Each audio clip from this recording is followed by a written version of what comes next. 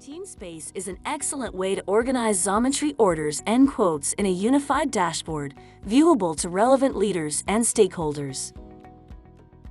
Accessing Teamspace is easy. First, make sure you are logged into your Xometry account or create a new account if you don't already have one.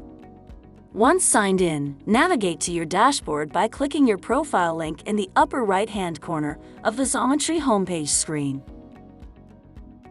From here, you can easily access Teamspace by selecting Account Settings. Next, click Create a new team.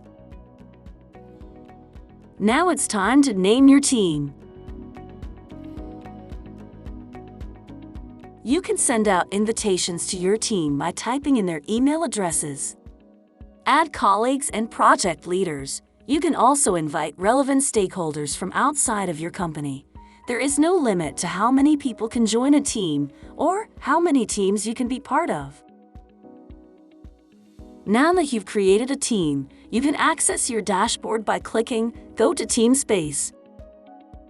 You can invite additional colleagues and project leaders anytime by clicking the Invite Team Members button in the top right-hand corner.